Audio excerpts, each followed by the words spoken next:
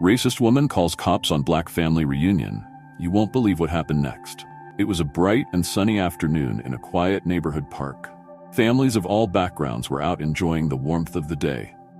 Children laughed as they played, barbecues sizzled with delicious food, and the air was thick with joy and celebration. But little did anyone know, tension was about to creep in and turn this peaceful day upside down. At the far end of the park, a large African-American family had gathered for a long-awaited reunion. It had been years since some of them had seen each other, and they were all excited to catch up, share stories, and bond over good food. The atmosphere was lively and filled with music, laughter, and love. But standing just a few yards away, someone was watching. Her name was Susan Mitchell, a middle-aged white woman who lived near the park. She had seen the family arrive earlier, and something about the gathering immediately rubbed her the wrong way. Susan wasn't used to seeing a large black family in her neighborhood park, and in her mind, they didn't belong there. "Can you believe this?" she muttered under her breath, glaring at the happy family from her bench. "This is a public park, not a circus." The more Susan watched, the angrier she became. To her, their laughter was too loud, their presence too disruptive. Every smile, every hug exchange between the family members felt like a personal attack on her peaceful afternoon. Susan pulled out her phone, her face growing red with frustration. "Hello? I need to report a disturbance," she said, her voice sharp and condescending as she dialed 911. I mean, at this point, if she had wanted a piece of roasted chicken, it would have been a pleasure to give her some. However, she decided to go the other way round by calling the cops. She told the cops, "There's a large group of people here, they're making noise, and I don't feel safe. They don't look like they belong here. If you have ever experienced something like this, share your view in the comment section." Now back to the story. Within minutes, the sound of sirens filled the air, cutting through the laughter and conversation at the reunion. The once vibrant atmosphere of the park quickly shifted into one of confusion and fear. Why were the cops here? Can you imagine the sheer panic that must have rippled through the crowd? Have you ever felt unsafe in a place you thought you were welcome? 3 police cars pulled up to the curb, and 4 officers stepped out, their faces unreadable behind dark sunglasses. The reunion guests exchanged worried glances, unsure of what was going on. Some of the children, sensing the shift in mood, clung tightly to their parents, their innocent faces clouded with confusion. The elderly members of the family, some sitting in wheelchairs or using canes, looked on in disbelief. They had seen this before, far too many times. One officer, tall and broad-shouldered, approached the family, his hand resting on his belt in a way that sent a shiver through the crowd. "We received a call about a disturbance," he said, his tone serious. "Is everything okay here?" Ronald, one of the elders of the family, stepped forward. He was a man of grace and dignity, a former military veteran who had seen the world and lived through more than his fair share of struggles.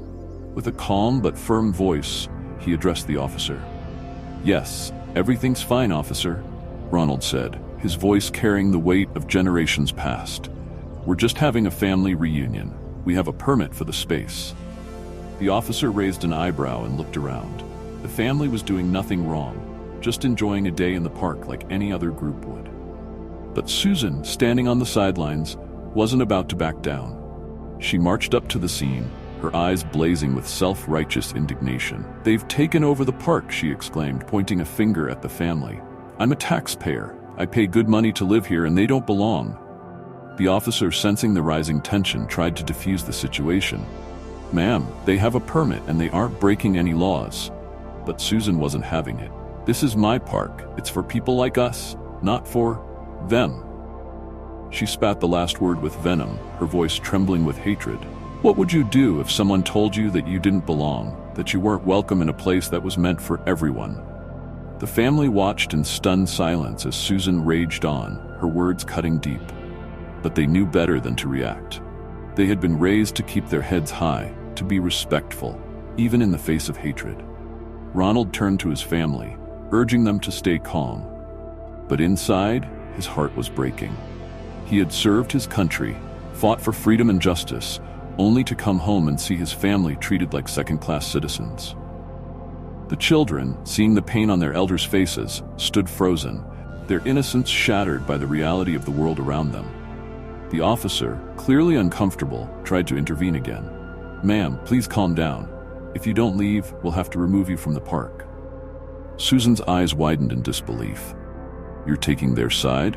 Over me? Do you know who I am? I'm calling my lawyer." The situation was spiraling out of control, and it was clear that Susan wouldn't back down. The family remained calm, but the tension in the air was palpable. The officers, now realizing the true nature of the call, began to step away, their demeanor changing as they realized the reunion was harmless and the real problem was Susan's racist outburst. Just then, a young woman named Lisa, Ronald's granddaughter, who had been recording the entire incident on her phone, decided to speak up. With a voice full of strength and determination, she stepped forward. "Ma'am," she said, her voice steady, "this is a public park. We're just here to celebrate with our family. We have just as much right to be here as you do." Susan whipped around, her face flushed with anger. "You people don't belong here," she snapped. "Go back to where you came from." Lisa's heart pounded in her chest, but she stood her ground. "Where we came from? We came from here. This is our home, just like it's yours." Her words hung in the air, a stark reminder of the ugly truth that racism still lingered in the hearts of some. But this time, things would be different. The officer, who had been watching the interaction closely, finally had enough. He turned to Susan, his voice firm. "Ma'am, you need to leave, now." Susan's mouth dropped open in shock. "You can't be serious," she exclaimed. But the officer was done. "If you don't leave the premises, you'll be arrested for disturbing the peace." Susan, still furious, stormed off, muttering under her breath. "This isn't over," she hissed, but her words fell flat. The officers, now fully understanding the situation, apologized to the family. "We're sorry for the misunderstanding," one of them said. "We'll make sure this doesn't happen again." Ronald nodded, grateful for the support but weary from the encounter. "Thank you, officer," he said, his voice heavy with the weight of the day's events. "Would you have been able to remain calm in the face of such blatant racism? What would you have done differently?" As the police cars drove away, the family gathered together, their spirits shaken but not broken. The reunion continued, but the mood had shifted.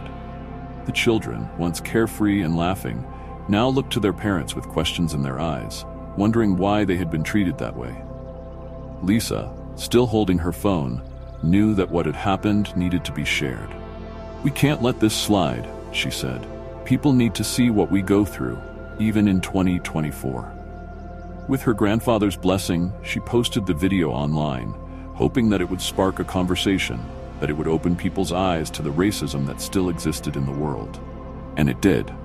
The video went viral within hours. Millions of people saw Susan's outburst and the calm strength of the family in the face of hatred.